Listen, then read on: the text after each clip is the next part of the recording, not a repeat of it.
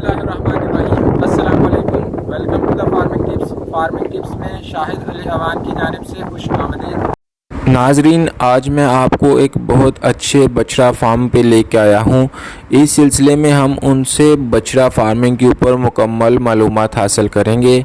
हम उनसे इन बछड़ों को रखने के तरीक़ाकार, इनकी डेली रूटीन, ये कहाँ से मिलते हैं, कितने में मिलते हैं, इनको किस तरह का वंडा देना चाहिए, इनकी कैसे केयर करनी चाहिए, इनको कैसे सेल किया जाता है, इनकी ख़ास तौर पे फार्मिंग में दूसरों से क्या एज है, यानी दीगर टाइप्स की फार्मिंग करने की बजाय ईद उल अज़हा पे जानवर सेल करने वाली फार्मिंग में क्या अज़ाफ़ी बातें हैं जो ये फार्मिंग करनी चाहिए। ये सारी मालूमात हम उनसे लेंगे और उनसे ये भी पूछेंगे कि पिछले तजर्बात में उन्होंने क्या सीखा। तो इन भाई के तजर्बात से इस्तिफ़ादा करने के लिए और बछड़ा फार्मिंग यानी ईद उल अज़हा पे बैल सेल करने वाली फार्मिंग में जो बातें होती हैं, उन सब बातों को जानने के लिए वीडियो को आखिर तक देखिएगा। और प्रॉपर इंटरव्यू स्टार्ट करने से पहले ये याद दहानी भी करवाना चाहूँगा कि अगर आप मेरे चैनल पर नए हैं और अभी तक आपने मेरा चैनल सब्सक्राइब नहीं किया है तो चैनल को सब्सक्राइब करके घंटी के निशान को दबाएं ताकि हर नई आने वाली वीडियो की इत्तला आप तक बर वक्त पहुँच सके और आप फार्मिंग टिप्स से इस्तिफ़ादा करते रहें।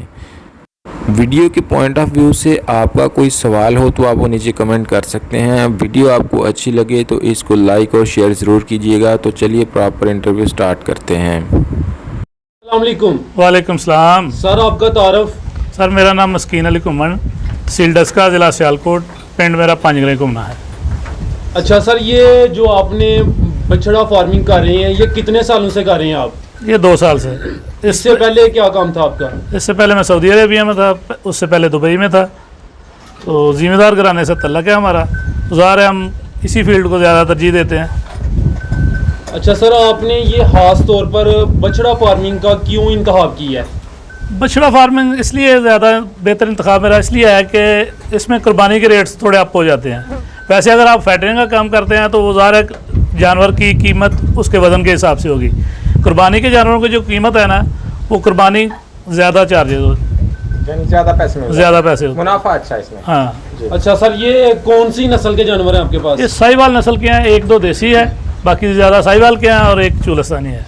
एक सवाल यहाँ पे ये बन रहा है कि आपने साहिवाल और चोलस्तानी नस्ल का इंतखाब ही क्यों किया? इसके अलावा बाकी नस्लें भी तो हैं। बाकी नस्लें भी हैं, वो थोड़ी कास्टली भी हो जाती हैं। कुछ एबलक है, नुकरा है, ब्राह्मण है, ठीक है, वो थोड़े कास्टली हो जाते हैं। ये कस्टमर की रेंज के मुताबिक होते हैं और ग्रोथ भी ठीक है इनकी। ठीक हो गया। तो साहिवाल नस्ल इस हमारे सियालकोट के एरिया में ख़ास तौर पर ये जो रेड है, रेड गोल्ड, इसको रेड गोल्ड बोलते हैं इसको। जी। तो ये बहुत अच्छा है। यानी रेड गोल्ड सियालकोट में एक तो पसंद किया जाता है, प्लस इसकी कास्ट लोगों की रेंज में होती है और इसका गोश्त भी ज़्यादा बढ़ता है। इन 2-3 खूबियों की वजह से आपने इसका ये हमारी पाकिस्तानी ब्रीड है, इसमें दूसरी ब्रीडों से इसका गोश्त का टेस्ट अच्छा है। ये वज़न बहुत ज़्यादा करता है। ठीक हो गया। अच्छा सर, ये जानवर आपने किस इलाके से खरीदे हैं? ये मुल्तान मंडी से खरीदे सभी। तो कोई मुल्तान मंडी का खास है जो वहाँ से आप खरीदने गए? इसके अलावा और मंडियाँ भी तो हैं यहाँ? पहले बहावलपुर गया था पिछले साल में। अच्छा। तो विजिट करना चाहिए जहाँ से मुनासिब मिले। मेरे को मुल्तान मंडी जो है बहावलपुर से मुनासिब लगी है। उधर एक तो खर्चा नहीं है, जानवर का जो मंडी के रेट्स हैं वो नहीं है। ठीक है। बहावलपुर में हर एक जानवर पे फी जानवर 1000 रुपया चार्ज लेते हैं वो। मुल्तान में वो नहीं है। दूसरा, मुल्तान मंडी में माल ज़्यादा आता है। ठीक है। इजीली आपको चॉइस मिल जाती है, अपनी जैसा भी जानवर आप लेना चाहें मिल जाता है। ठीक है। यानी मुल्तान मंडी, एक तो आपको टैक्स नहीं लगता, एक वैरायटी ज़्यादा दस्तयाब है, इसलिए आपने मुल्तान मंडी का इंतखाब किया। जी बिल्कुल। वहाँ पे रेट्स भी क्या दूसरी मंडियों से कम है? नहीं, रेट्स तो ज़ाहिर है जिस मंडी में कस्टमर ज़्यादा होंगे, जब आप मंडी जाते हैं अगर खाक ज़्यादा है, माल कम है तो रेट अप हो जाता है। आपको ये जो बछड़े आपने लिए थे कितने माह पहले लिए थे? 3.5 माह तकरीबन हो गए। 3.5 माह पहले ये वाले आपको बैल कितने के पड़ गए थे यहाँ तक लाने में? ये तकरीबन 95,000 में मेरे को एक पड़ा था। 95,000 में आपको ये यहाँ तक लाने में पड़ गया था। अच्छा, तो आप अब इनको पाल रहे हैं ईद पे सेल करने के लिए, तो आपकी इनकी पालने की डेली रूटीन क्या है? यानी किस वक्त इनको चारा देते हैं, किस वक्त पानी पिलाते हैं? सुबह 6 बजे इनको वंडा तूड़ी देते हैं, उसके बाद सब्ज़ चारा देते हैं। ठीक है।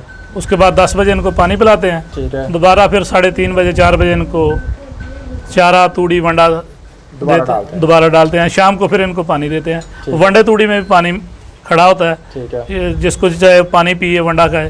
ठीक है। अच्छा सर, ये तो आपने इनकी डेली रूटीन बताई। आप कहते हैं कि इनको मैं फर्स्ट टाइम भी और सेकंड टाइम भी वंडा डालता हूँ, तो कौन सा वंडा आप इनको डालते हैं और कितनी मिकदार में डालते हैं? बाज़ार में बहुत वंडे मिलते हैं, ठीक है लेकिन जो भी कंपनियां हैं जी, हर एक कंपनी का 200 से 300 पर बैग जो उनके जोनल मैनेजर वगैरह हैं उनकी कास्ट होती है। तो ज़ाहिर है वो कस्टमर को क्या देंगे। ठीक है हम हमेशा अपने वनडे पे इंतखाब करते हैं, बाज़ार से जो भी चीज़ साफ़ सुथरी मिल जाए। जी, हम क्वालिटी पे समझौता नहीं करते, क्वांटिटी कम कर लेते हैं। वंडा अगर महंगा पड़े तो थोड़ा कम डालो, लेकिन अच्छा वंडा डालते हैं। आजकल आप क्या हलाल। खिला रहे हैं उनको? मैंने सोयाबीन, मकई, गंदम, ठीक है सरसों है, ठीक है, शीरा राब है, इन सारी चीज़ों को मिक्स करके अपना वंडा तैयार किया। ठीक हो गया। ये आपने अपना खुद से वंडा तैयार किया। बिल्कुल। आपको ये जो आप इनको रोजाना का कितना वंडा दे देते हैं टोटल? 6 kg अभी एक जानवर का? एक जानवर को डेली 6 kg डाल रहे हैं। पहले माह 3, बाद में 4, फिर 5, अभी 6 किया। ठीक हो गया। अभी आपके फ्री है। जानवरों का रोजाना का खर्च कितना है? ऑलमोस्ट ये मेरे पास 22 जानवर हैं, ठीक है, तो 6 से 7 हज़ार रुपया डेली खर्चा है मेरा। 6 से 7 हज़ार का इन जानवरों का आपका डेली खर्चा है। खर्चा है। बाकी सब आपने- चारा हमारा अपना है, तूड़ी अपनी है, जिम्मेदार लोग हैं वो हम कास्ट नहीं करते। उसके- वनडे का खर्चा उसके इनका expense आप इसमें शामिल नहीं कर रहे? 5,500 ऑलमोस्ट। मैं इनको 6 किलो वंडा डाल रहा हूँ। ठीक है, यानी मेरा कहने का मतलब ये है कि आपने जो बताया मुझे खर्चा रोजाना का 22 जानवरों का, उसमें आपके सब्ज़ चारे और तूड़ी की कीमत तो शामिल नहीं है? नहीं। वो भी नहीं शामिल? नहीं, ठीक है। लेबर इसकी आपने कितने बंदे रखे हुए हैं? लेबर एक आदमी रखा था, अभी वो भी नहीं है। इनका अगर तूड़ी वंडा डालना है तो लेबर की इतनी ज़रूरत नहीं है या इसमें। खुद भी कर सकते हैं? खुद कर सकते हैं इजीली। अगर खुद नहीं कर सकते तो रखने का मकसद नहीं है। ठीक है, लेबर ठीक हो गया। आप इनको 22 जानवरों को कितनी जगह में मैनेज करते हैं? जगह अल्हम्दुलिल्लाह मेरे पास ये 6 कनाल 5 मरले है जिसमें मैंने अभी रखे हुए हैं। ठीक है, तो बाकायदा फार्म इंशाल्लाह उस साइड पे अभी शुरू करें। अभी सिर्फ ओपन जगह ही आपकी? ओपन जगह है। अभी प्रॉपर फार्म आपने स्टार्ट नहीं किया? ठीक हो गया। अच्छा ये बताइए कि आप कुछ लोग कट्टा ये बछड़ा फार्मिंग का काम करते हैं मीट के लिए, आपने ईद पे सेल करने का इंतखाब किया, इसकी क्या वजह? इसकी वजह ईद पे रेट्स मीट के हिसाब से बढ़ जाते हैं, ठीक है। कम से कम 1.5 गुना तो होते हैं। ठीक है। जब आप इनको लाए थे क्या आपने इनकी डीवर्मिंग की थी? जाहिर उसके बात, बाद कितनी देर के बाद करते हैं? मैं 15 दिन बाद दोबारा की थी। 15 दिन के बाद फर्स्ट दोबारा? डिवर्मिंग के बाद सेकंड जो है 15 दिन बाद की थी रिपीट। ठीक है, उसके बाद फिर दोबारा जरूरत नहीं? नहीं, दोबारा 3 बार बाद अगर करनी हो तो कर लो। अगर जानवर को आपको पता जो इंसान जानवरों में रहता है उसको पता चल जाता है कि इसको किस चीज़ की ज़रूरत है। ठीक हो गया। आप इनकी अक्सर सुना है कि बैलों को चिचड़ियों का मसला आ जाता है, उसके सोल्यूशन के लिए क्या करते हैं? मैंने इनको इकोफ्लिक से एक दवाई है बाहर की, ठीक है, इकोफ्लिक का स्प्रे किया, उसके बाद अल्हम्दुलिल्लाह कोई मसला नहीं आया। आइवरमेक्टिन से जानवर की एक तो ग्रोथ रुक जाती है, ठीक है, दूसरा आइवरमेक्टिन इतना अच्छा नहीं है, उसका रिजल्ट है 2-4 दिन गए बाद में फिर आ गए। ये जो दोनों आप मेडिसिन के नाम लिए हैं ये स्प्रेज हैं? नहीं, आइवरमेक्टिन तो इसको ज़ेरे जल्द लगाया जाता है, ठीक है, तो जो इकोफ्लिक्स है उसका स्प्रे किया जाता है। ठीक है। ये आम मार्केट से मिल जाते हैं? हाँ, मिल जाते हैं। सही हो गया। क्या इनका रेट है, कितने तक मिल जाता है और ये कितने जानवरों के लिए काफ़ी होता है? आइवरमेक्टिन जो है ना वो 1 लीटर में मिलता है ऑलमोस्ट 4,000 रुपये तक। ठीक है, बाज़ लोग 4,500 में भी दे रहे हैं, लेकिन 4,000 तक मिल जाता है बाज़ार से। ठीक है, तो ये 22 जानवरों के लिए 2 दफ़ा स्प्रे काफ़ी है। अगर जानवरों को नहलाया ना जाए तो मेरा नहीं ख्याल कि इनको दोबारा ज़रूरत पड़ती है। अभी 1.5-2 माह हो गए, किसी को भी बिल्कुल आप दोबारा इनको मसला नहीं कितनी हुआ। देर के बाद नहलाते हैं? मैं बिल्कुल नहीं नहलाता, इनको नहलाते नहीं है? बिल्कुल भी किसी को भी अभी तक नहलाया नहीं है। इनको ना नहलाने की वजह क्या है? ये जो इसको पंजाबी ज़माने में हम गोका बोलते हैं, यानी गोका गाय। जी जी, गाय जो है ना वो अगर आप गर्मी में उसको बार बार नहलाएंगे तो हीट मानती है, गर्मी मानती है। ठीक है। इसको नहलाने से बेहतर है। इन बैलों को ना नहलाने से बेहतर है। सही हो गया। ये बड़ी ज़बरदस्त चीज़ सर ने बताई है। अक्सर लोग इस प्रॉब्लम का शिकार हो जाते हैं गाय। सर ये बताएं कि जब आप इनको नहलाते नहीं हैं तो ये साफ़ कैसे रहते हैं? इनको डेली बेसिस पे या 1-2 दिन छोड़ के खुश कपड़ा मार देते हैं, ठीक है, तो ये बिल्कुल साफ़ रहते हैं। वैसे भी अगर नीचे सफाई का इंतज़ाम अच्छा हो तो उनको प्रॉब्लम नहीं होती। ठीक हो गया। अच्छा सर, आपने पिछली दफ़ा भी तजर्बा किया था, वो आपका तजर्बा कैसा रहा था? 75% ठीक था, क्योंकि मेरा इंतखाब इतना अच्छा नहीं था, फर्स्ट टाइम था जानवरों का। इस टाइम अल्हम्दुलिल्लाह मेरे जानवर खूबसूरत हैं। ठीक है। आपने इंशाल्लाह इस बेहतर तजर्बे में रिजल्ट सीखा क्या? यही सीखा था कि जानवर जो भी लो उसका कद बहुत होना चाहिए, खूबसूरत हो चाहे महंगा क्यों ना हो, ठीक है, तो वो आपको ज़्यादा मुनाफा देगा। ज़्यादा मुनाफा देगा। अच्छा सर, इनके शेड बनाने के ऊपर कितना खर्चा आ गया था आपका? शेड ये तो मेरा पहले जानवरों के लिए था। ज़ाहिर है हम जिम्मेदार लोग हैं, जानवर तो हर वक्त हमारे पास होते हैं दूध के लिए, ठीक है, तो ये सारा सिस्टम पहले का था, अभी इनका प्रॉपर शेड बनाएंगे। ठीक है। तो अगर आप सामान लाहौर से ले जाते हैं, कोई अच्छा कारीगर आपको मिल जाता है तो इतना एक्सपेंसिव नहीं है। ठीक है। ये जो शेड बनाने वाले शेड, ये तो बहुत ज़्यादा पैसे बता देते हैं। कोई 600 स्क्वायर फुट, कोई लेबर 100-125 मांग रहे हैं। लेकिन अगर आप कोई अच्छा आपको वेल्डर मिल जाता है, समझदार आदमी, तो 8 से 10 लाख रुपए में 50 जानवरों का शेड तैयार हो जाएगा। उस 4 दीवारी, पानी का इंतज़ाम, बाकी सिस्टम अलग है ज़मीन के अलावा। अगर लोहे का शेड आप तैयार करते हैं तो 10 लाख में 50,000 का जानवर इजीली 50 जानवरों का शेड हो जाता है। 10 लाख में जिसमें 4 दीवारी, उनके पानी का इंतजाम, उनको वो अलग है, वो अलग है शेड का शेड ये लोहे का शेड 10 लाख में इजीली तैयार हो जाता है। ज़बरदस्त कार्य।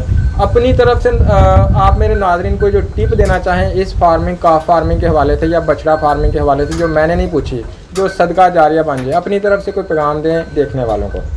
जो बंदा खुद टाइम नहीं दे सकता, फार्मिंग खासकर एक ऐसा शोबा है कि जो बंदा खुद नहीं टाइम दे सकता तो उसको फार्मिंग नहीं करनी चाहिए। ज़बरदस्त सर, ज़बरदस्त। जो बंदा बाजार से वंडा लेता है, मेरा ख्याल में उसमें 80% लोग फेल हो रहे हैं। ये मैंने पाकिस्तान के मेन जो 3 डॉक्टर हैं उनको मैंने पूछा था कि पाकिस्तान में लोग बहुत शौक से डेयरी फार्मिंग करते हैं, एंड में लोग फ्लॉप होकर छोड़ के भागते हैं। वजह, उसकी वजह मुनासिब खुराक नहीं मिलती। क्योंकि पाकिस्तान में एक इशू है कि कंपटीशन बहुत है। ठीक है। हर कोई अपने मुनाफे के चक्कर में मार्केटिंग पे पैसा खर्च करते हैं। ठीक है।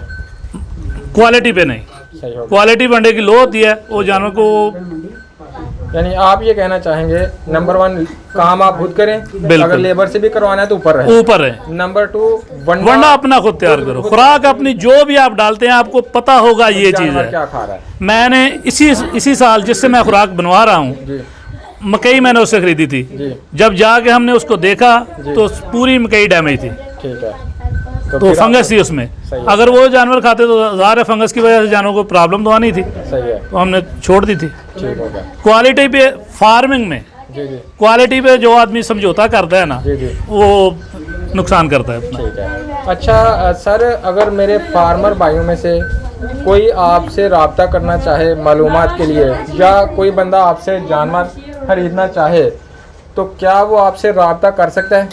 जी बिल्कुल कर सकता है। तो क्यों इसके लिए आपका नंबर इधर बोल देंगे आप, या डिस्क्रिप्शन में हम ऐड कर दें? बोल भी देता हूँ, डिस्क्रिप्शन में ऐड कर लें। 0310 जी 72 72 जी 50979 0310 जी 7250 तो जी नाजरीन, ये ज़बरदस्त किस्म के देसी खुराक पे पले हुए बैल अगर आप खरीदना चाहते हैं तो इस नंबर पे आप रब्ता कर सकते हैं। इस ईद उल अज़हा पे इससे बेहतर शायद आपको ना मिले, जो इतनी अच्छी खुराक पे और इतने ट्रस्टेड बंदे से खुद तैयार किया है। तो नाजरीन, आज की वीडियो में इतना ही। इंशाल्लाह फिर मिलेंगे एक नई वीडियो के साथ। तब तक के लिए अल्लाह हाफ़िज़।